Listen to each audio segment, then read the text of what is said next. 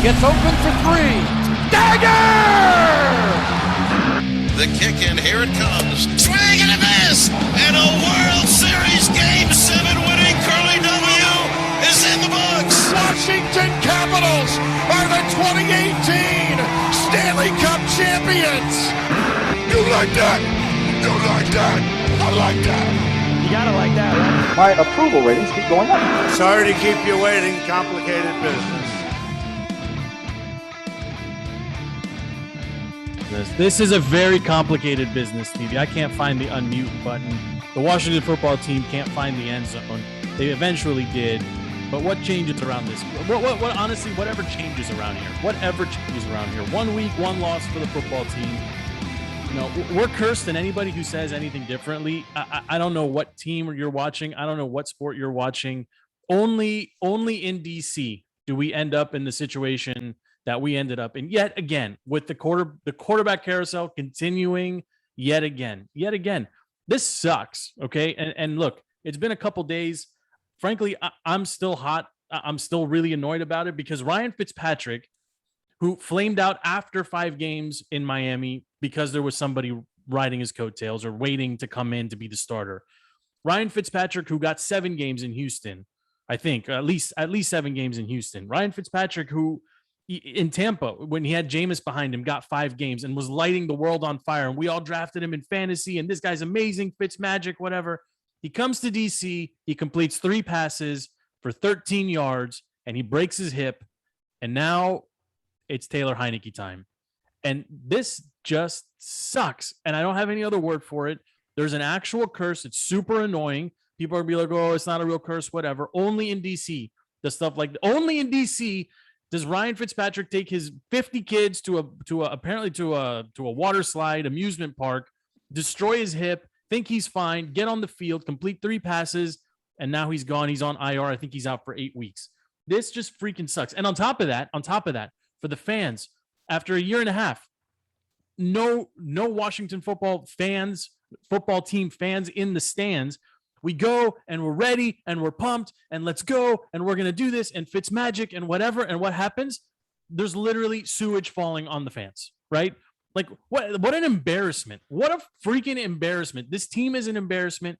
This sucks. It's been 2 days. And now even as I'm talking and leading into this show, I'm getting pissed all over again that this team couldn't generate anything from start to finish.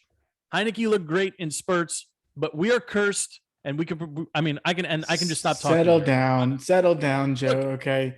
I've been waiting 2 nights for this show. Okay. You've been avoiding me for 2 days since football Sunday so that I can come on here and scream, you like that on half of my predictions. Okay. And I assume we're going to go through the entire game. We don't have time. We don't have time to go through it all. Well, we better, because I have proven to be clairvoyant from that week 1 preview show, and the season preview I think is going to prove me to be very, very right in what we saw.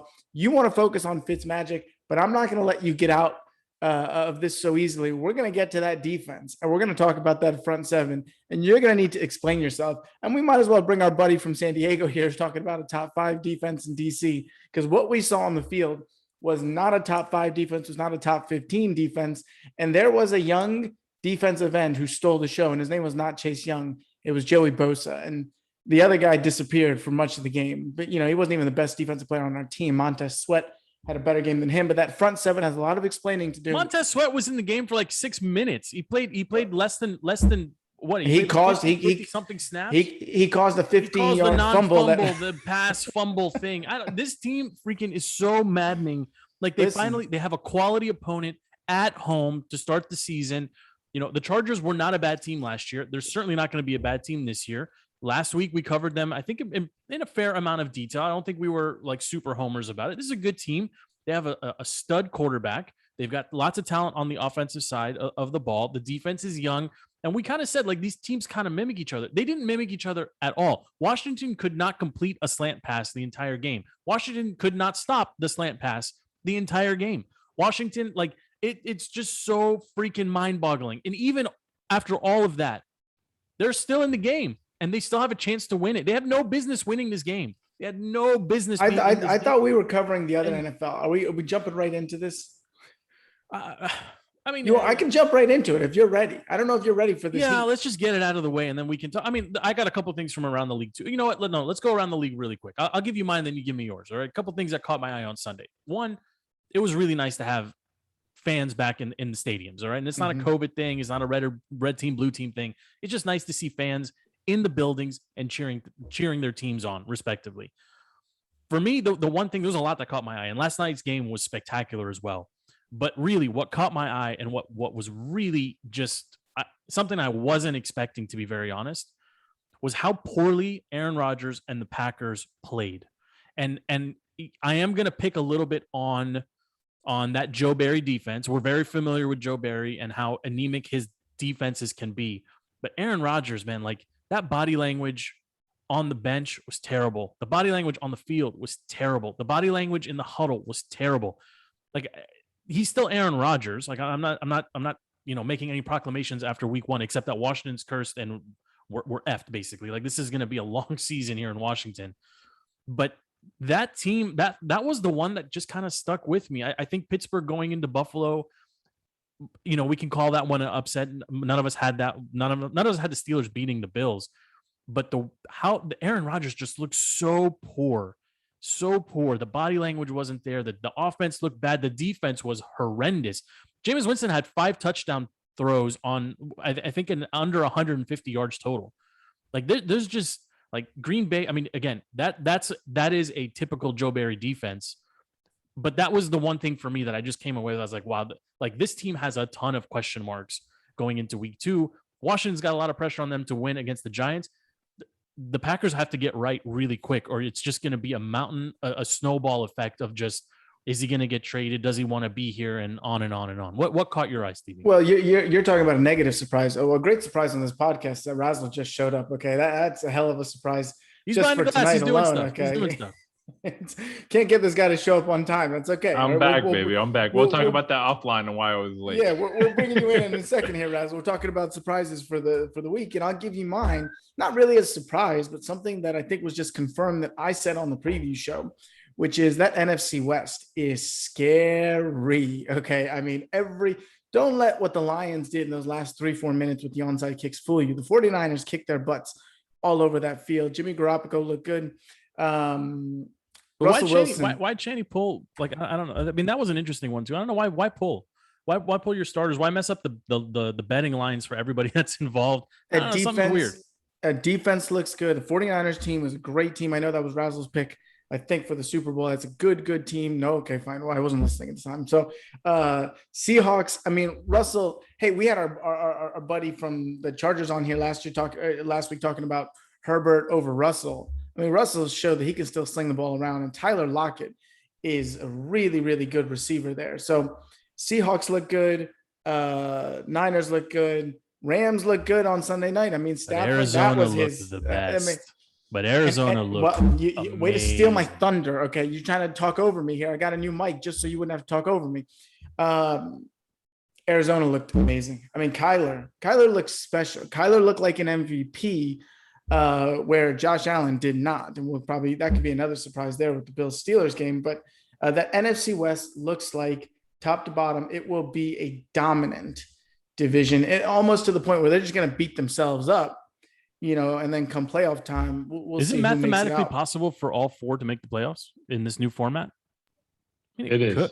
It could happen, right? They can take all 3 wild split cards. all of their games and then dominate everybody else.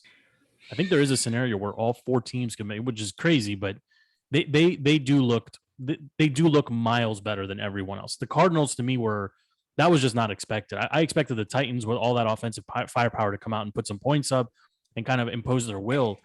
Derrick Henry did not look like Derrick Henry from last year. Tannehill looked like Tannehill from Miami, not Tannehill from Tennessee. There, again, lots of question marks, but that's a well-coached team in a smaller market. It's not Aaron Rodgers in Green Bay. For them to get spanked the way they did, it was extremely, extremely eye-opening and just very surprising. And the late game that we saw here, we had on TV here in DC, we had Browns Chiefs, which turned out to be a phenomenal game. And you guys know I'm low key, I am a Browns fan. I just like the way that team plays. I think Baker's got it, whatever it is, when he keeps his head in the game. The Chiefs really didn't have any business winning that game, and then they just showed that they're a really good team too. Like they are a really good team, and Pat Mahomes is Pat Mahomes, and he's going to do things that others in the league cannot do. Overall, for me, like the NFL being back was great. Fans in the stadiums was great. Monday Night Football was great. I mean, I wasn't expecting to stay up to watch that game. That was a really good game too. That was a really good game. Razzle, you give me the finger. Did you have one thing that caught your eye over the weekend? I mean, probably the number of bets that we lost that caught my eye. It was a lot. A lot of bets. That was a bloodbath, bro. But no, I mean the number of underdog teams that won this week. You think about it: the Saints. We had the Saints, the Dolphins, the Texans were not favored to win. The Cardinals, we already talked about that. The Bengals squeezing out that game against your boy COVID Kurt. My playoff team right there. Yeah. The Steelers, the Eagles. I mean, I don't know if you guys brought up the Eagles in the first part of this, but the NFC East may not be as bad as we thought it was going to be. Except for one team. Except for one team. The one that was supposed to be, continue to improve, went out there and literally was dumping sewage on their fans. So, it's such a perfect, it's just a perfect, it just paints the perfect picture for this fan base, this team, and an owner who just doesn't care. Literally, there is sewage falling on people. No one cares. No one cares. It was rainwater. And on top, whatever. And on it top of that, it hadn't rained in 3 weeks, but it was rainwater. Exactly. And to double down on it, we will stupidly go back into the same building and do the same thing and get crapped on again. Right? But Razzle, to your point, Eagles had no business being as good, or they shouldn't have looked as good as they did, even against a bad Atlanta team. Right. They look really good. Dallas played a great game on Thursday night and lost. And Stevie touched on this, I think, on the last show, right? Like, there's no moral victories. An L is an L, but like that's as close as you can get to a moral victory as there is. Like, they played really well. Dak looked good. The offense looked good. The defense looked okay. I mean, Dallas is going to be competitive. I wasn't expecting, Jalen and the Eagles to look the way they did. They look pretty good too. And the Giants, and we'll talk about the Giants here in a little bit, and as we kind of preview what's coming up here in a couple nights on Thursday Night Football, we'll come back to the Giants. But let's pivot back here and let's just kind of talk and through kind of what happened on Sunday between, the Bolts and the football team. I don't believe the football team had any real they didn't belong in the conversation. They didn't belong. It just looked like something was off. The offense, to me, and we were doing this via text back and forth on the WhatsApp. The offense lacked creativity from start to finish. It looks like the same anemic, crappy offense that we've been running forever, where we didn't have skilled players. There's just too much of it. Like, there's something just like I can't wrap my mind around how the game plan doesn't call for Terry McLaurin to get targeted like 4 times a quarter. Like, why is he not getting targeted until the second half? Antonio Gibson, lots of touches, lots of yards, looked really good. I mean, I didn't have a problem with it. Obviously, the fumble sucked, but those things are going to happen from time to time. He played a good game. He had 20 rushing attempts. I think McKissick had 1, right? If I'm not mistaken, I think McKissick had 1 rushing attempt for a couple yards or whatever it was. But I mean, they were clearly going to continue to feed Gibson, and he looked like he was able to do the job, right? 20 carries, 90 yards, 4.5 yards per attempt. Not bad. That fumble really just came at the worst time in the worst possible position, like from a field perspective. But like how McLaurin is not getting targeted, and he deserves a ton of credit for that catch he made. But like out of the gate, Fitzpatrick, and look, there's a lot of conspiracy theories that he was actually hurt coming into the game. And I think it's reasonable to discuss them because he didn't look like the guy we were anticipating to come out. He didn't attempt a single deep pass. He connected on 3 passes for 13 yards. Then he eventually had to leave the game. And Heineke looked exactly like what he looked like, last winter in the playoff game.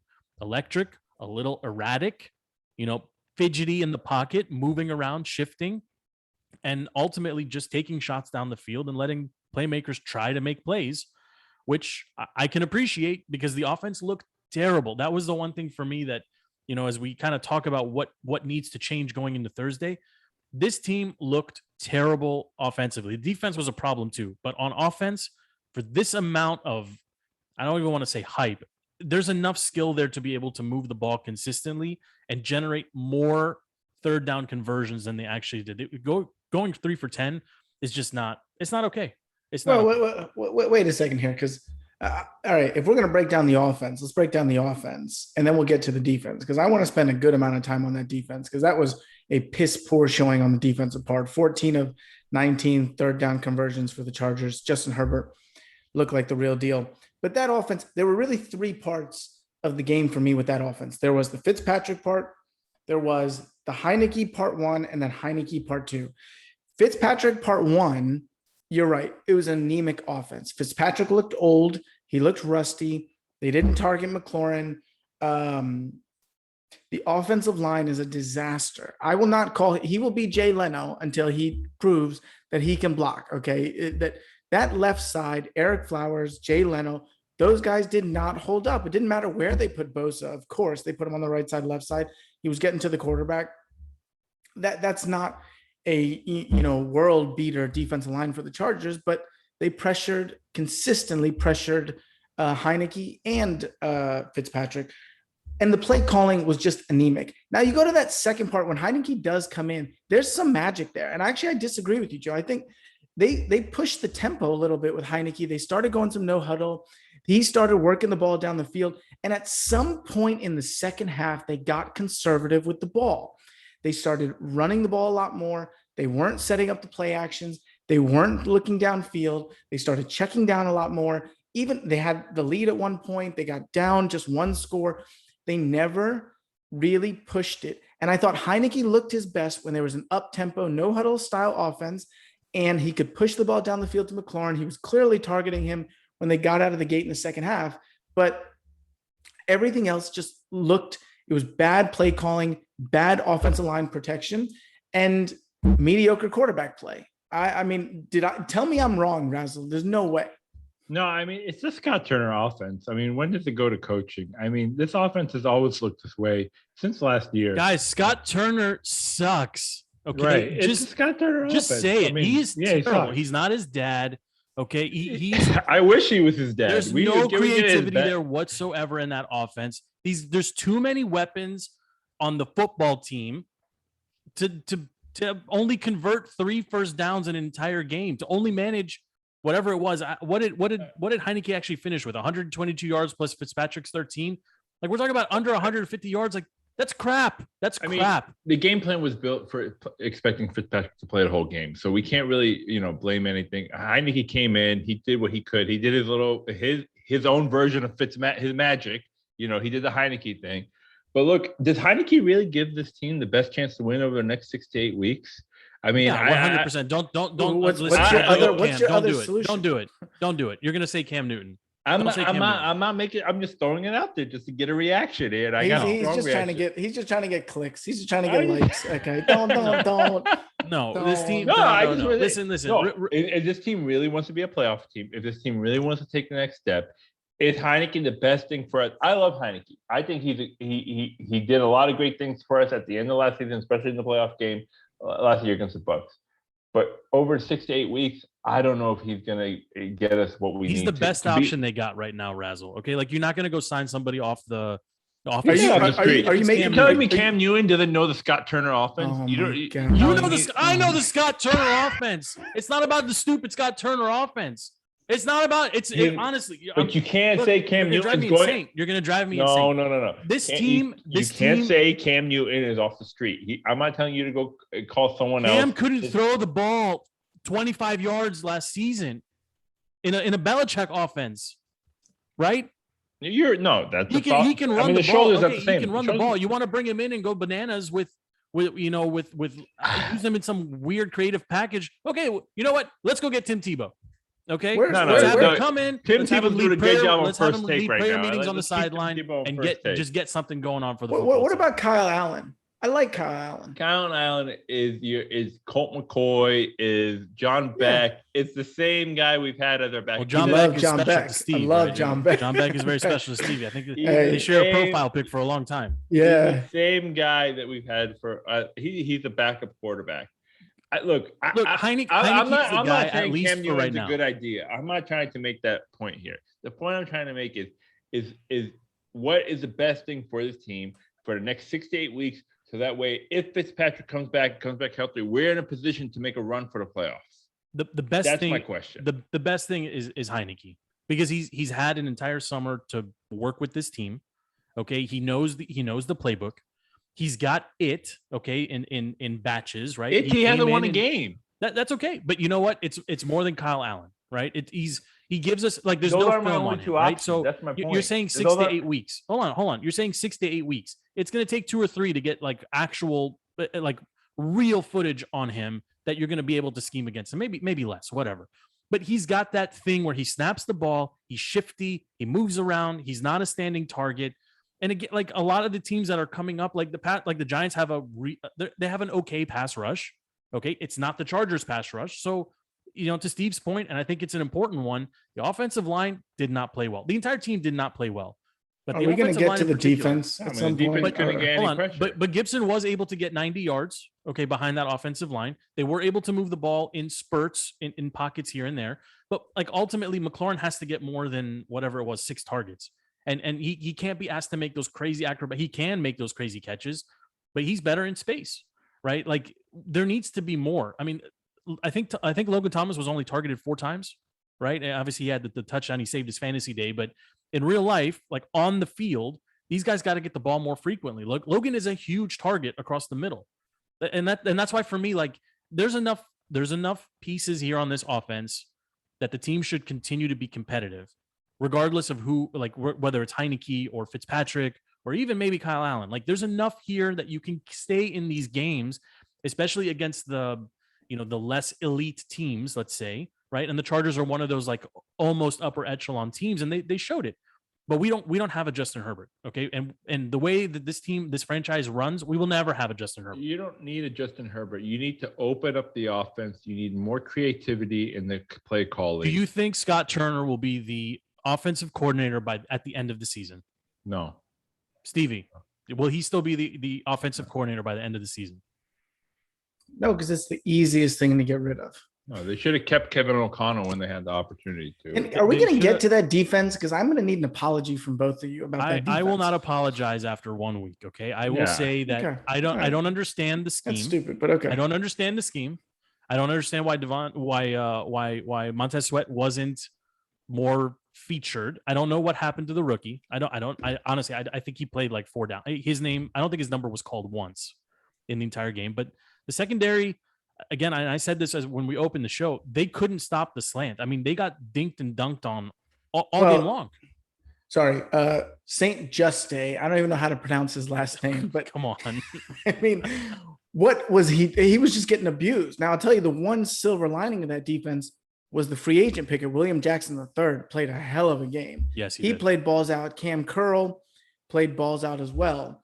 But seven, But Stevie, they didn't give up any deep balls. Hold on, they didn't give up any deep balls. Oh my God! Hold on, and no, but that last drive, they gave up a third. They gave up a 3rd and 16 when they needed the ball back. Apparently, with 5 minutes in the fourth quarter, that defense. I mean, when we were trying to get the ball back, Justin Herbert just picked us apart, found all the holes. They were playing a soft zone. And he was just finding the holes in the defense, and they just kept getting first down. You didn't need to go deep, exactly, Razzle. They didn't need to go deep. Okay, so what's the issue, Stevie? What's the issue? So they're not a top 5. They're a top 10, or are you saying like they're a bottom 5 defense? The issues. I just want an apology from both. I'm not going to apologize. It was still a 1-possession game. It was still a 1-possession game. We'll call the Chargers guy we had on last week. I need an apology from somebody. Sugar-free Lucas. I just said that defense is not going to be as good as they were last year. And I was proven right, at least for 1 week. Maybe the Giants will prove me wrong. We got an easy. We got an easy opponent this week, so hopefully, if our defense don't look good, I'll apologize if the defense looks flat this week.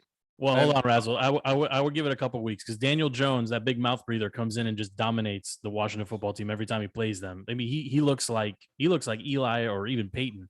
And by the way, that should have come up in the one great thing from the first week. I don't know if you guys watched that alternate podcast. I watched it. That was spectacular. Yeah. That was I could do without Chuck calling football games.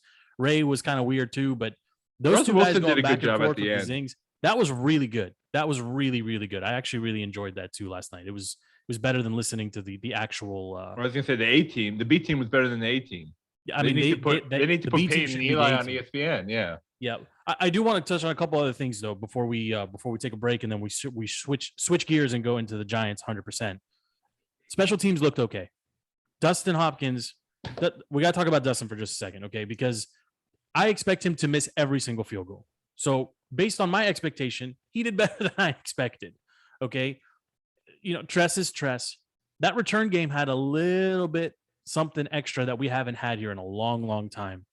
And I'm not going to hang my hat on it. Like they lost the game, and they could have lost by a lot more. Frankly, they could have lost by maybe two touchdowns or maybe even like 17, 20 points. Like the score, it wasn't that close of a game, but I think if you're looking for some silver lining, they ran the ball effectively.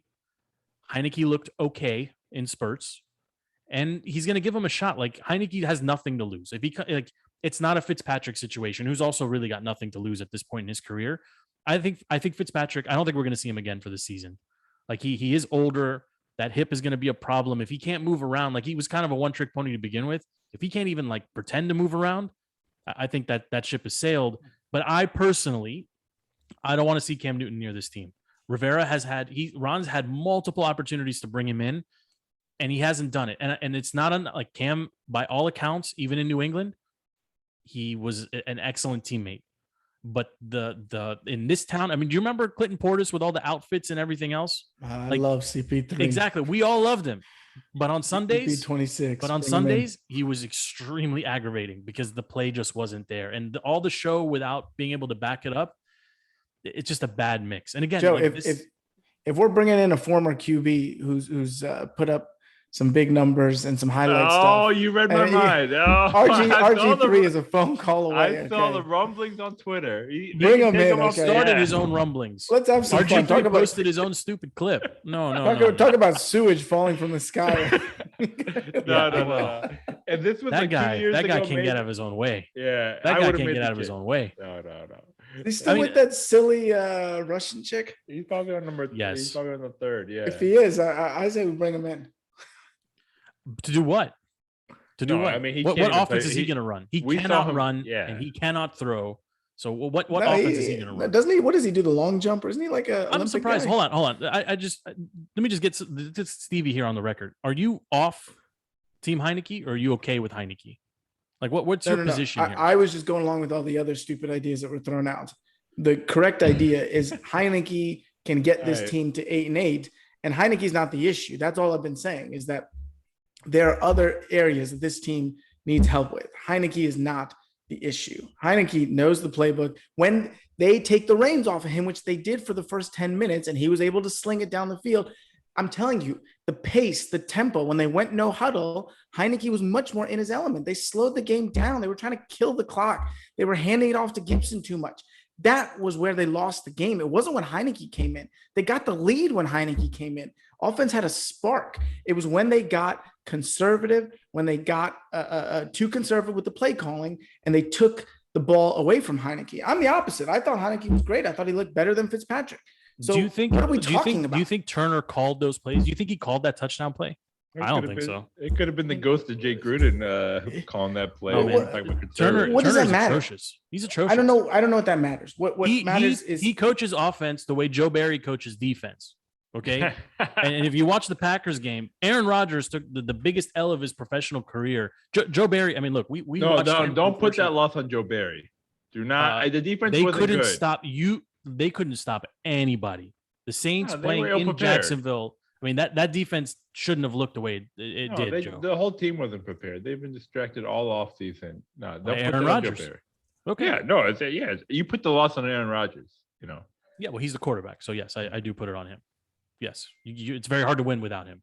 But look, I want to let's take a pause here. When we come back, we'll take a quick break.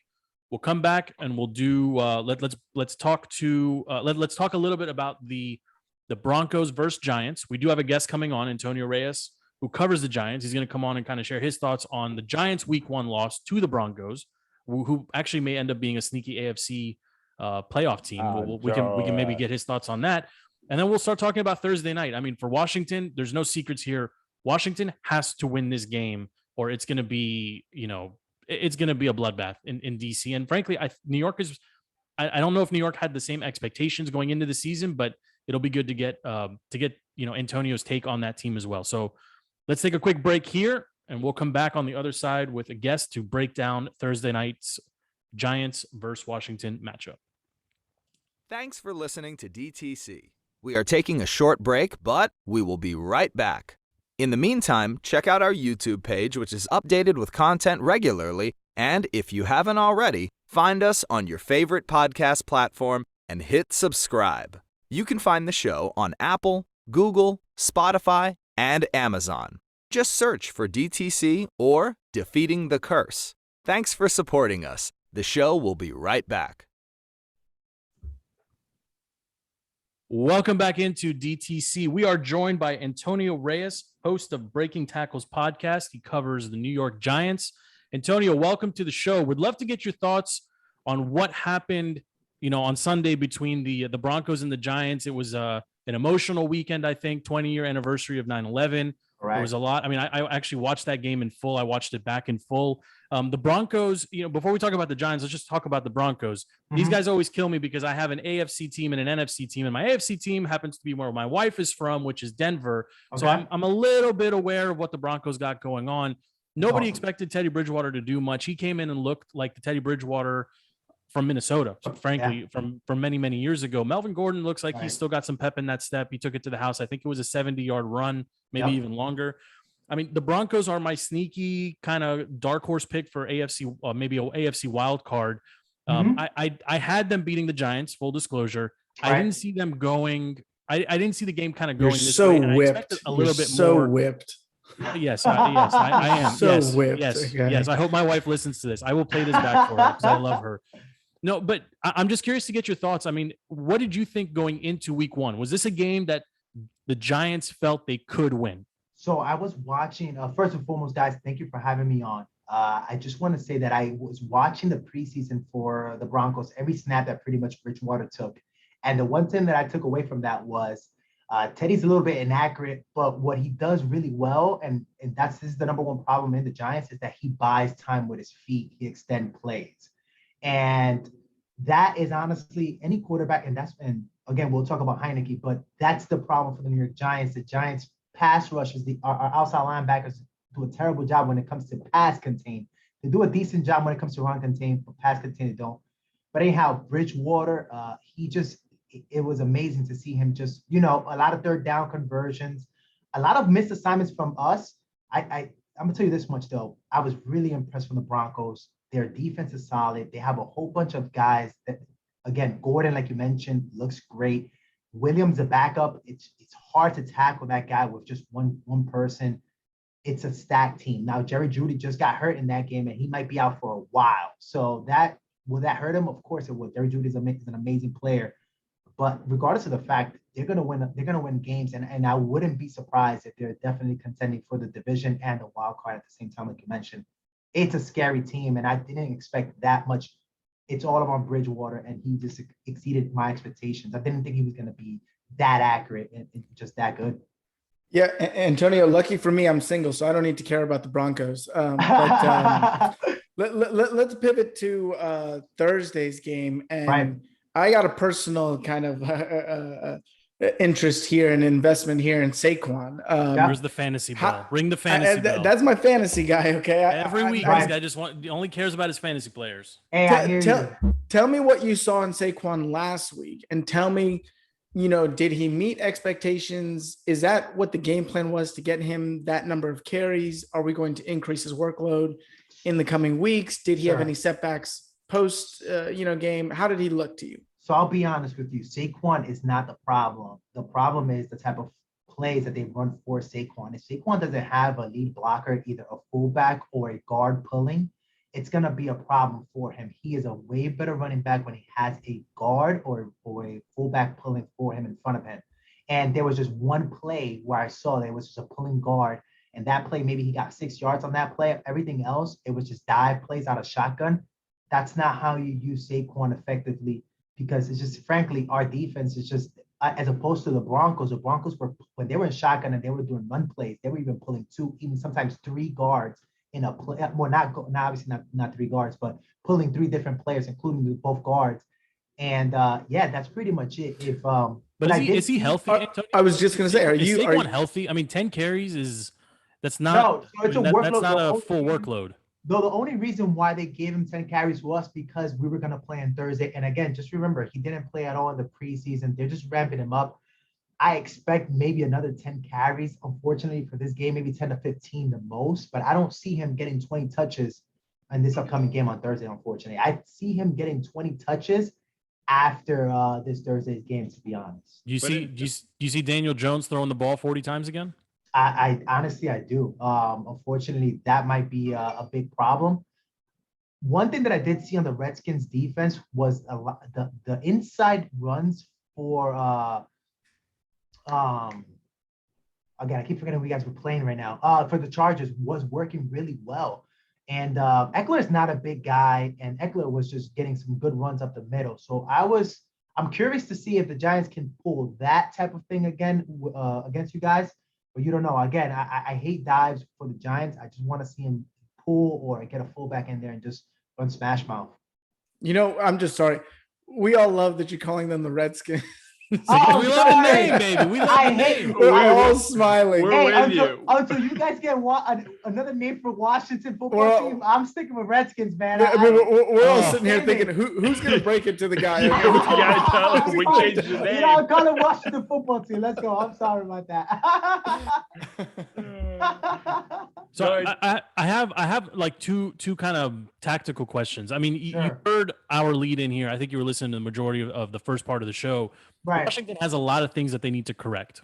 They're going to have to force the ball more to Terry McLaurin. They're going to have to give Antonio Gibson, the 18-ish or so carries that he had against the Chargers. I think that's going to have to happen again. It is a short week.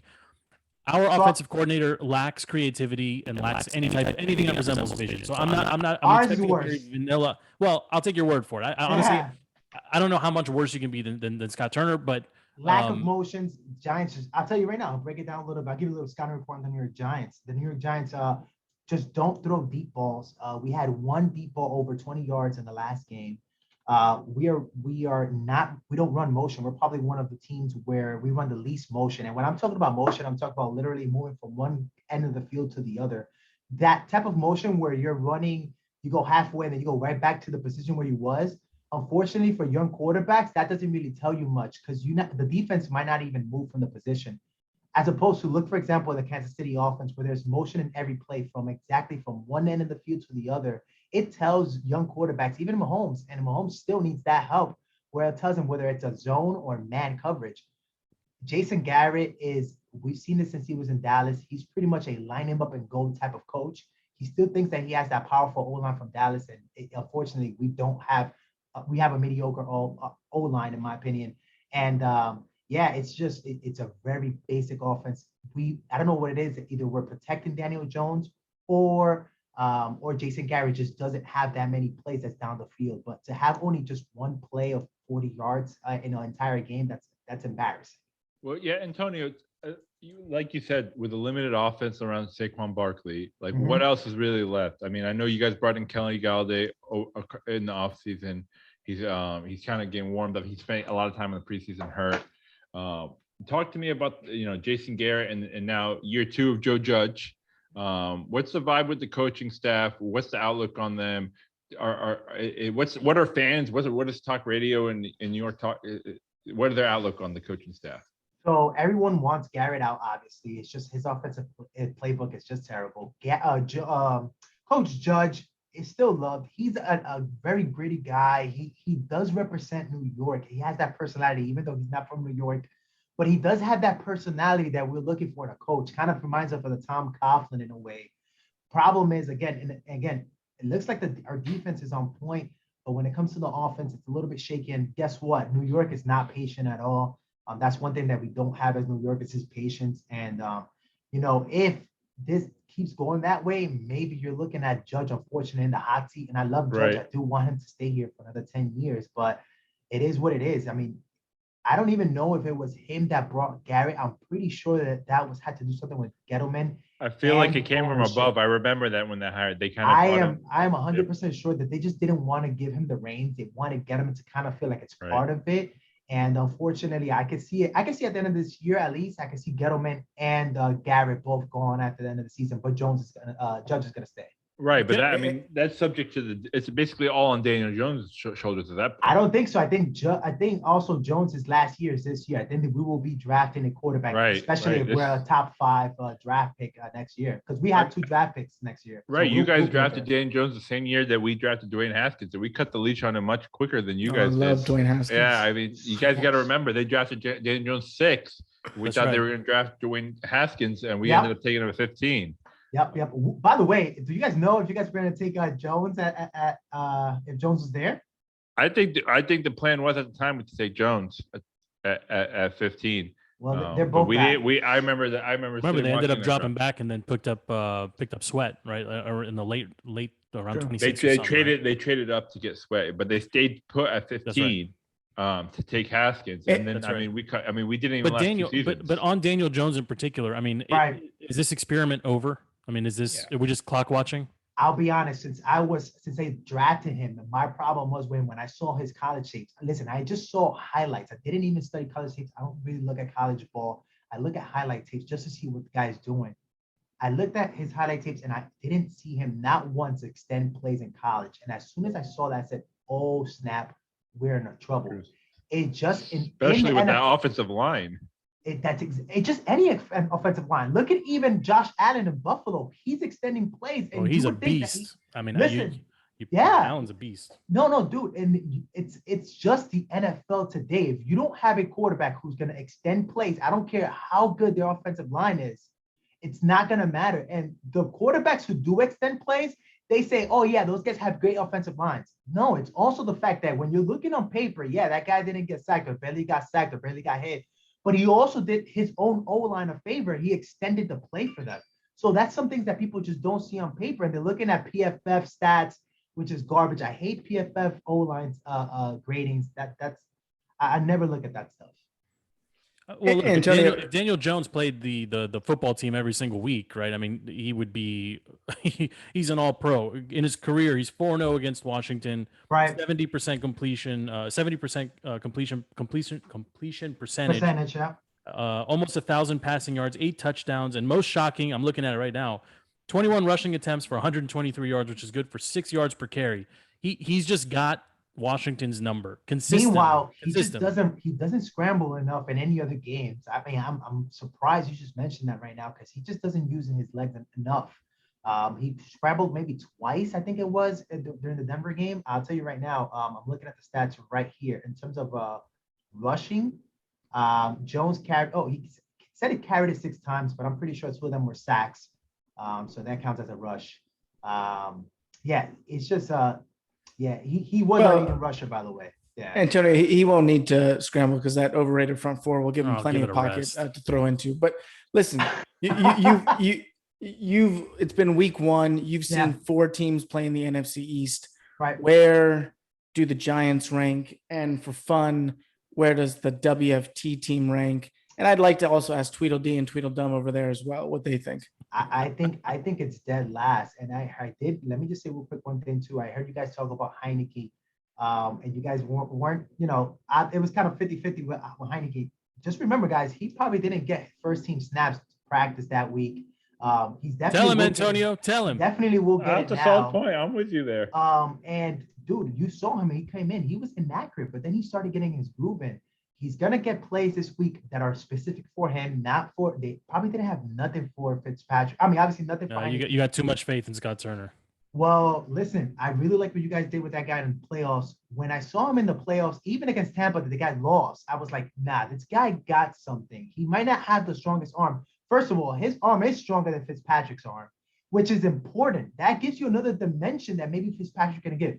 The worst thing for a Giants fan that could have happened was that this guy, Fitzpatrick, got hurt and you guys got Heineke in. Honestly, in my opinion, I hate it that he is now going to be starting on Thursday. Guy gets it. Guy finally gets it. Okay, we're stuck with these other 2 for So, but Antonio, looking at the rest of the NFC East, we saw the Eagles look impressive. I mean, it was a weak Atlanta Falcons team that, we expect a little bit more from them. Obviously, we saw the Cowboys, what they did on the opening night. Correct. What do you think about who do you think's taking this division based on week 1 observations? To be honest, I can tell you who's going to be in last place in this division. It's going to be the Giants, to be honest, unfortunately. I love Jalen Hurts. In terms of quarterback rankings, to be honest, I put Prescott first, Hurts second, Heineken third, Jones fourth. And I think that's exactly how it might end up in the division, to be honest. Well, I put in terms of the division, I'll say Washington has second place. They can't do any worse than second place, to be honest. Okay. But I think it's Dallas division just because they're just the more stacked team. At the end of the day, even if their team defense gives up 30 points, Dak Prescott could score 40 points. And that's, hey, listen, today's NFL, you're always in it when you have a good offense. Yeah, I'm with you on that too. I think this is where the good teams generally separate themselves. You can have an average defense. Mhm. If your offense is lights out, they're going to go get points. And Dallas showed that on Thursday night. And It's just the think opposite about of what Washington did, right? Washington, we were expecting like this team in Washington, they're defense stacked. kind of Washington's built to stacked. be They have opposite, offense. right? They have, yeah. So like, yeah. So, and to Steve's point, everyone's like, well, they only gave up 20. In reality, they gave up like maybe 35 because if Herbert doesn't throw that pick, if they convert that. But if Gibson doesn't fumble, you guys win the game.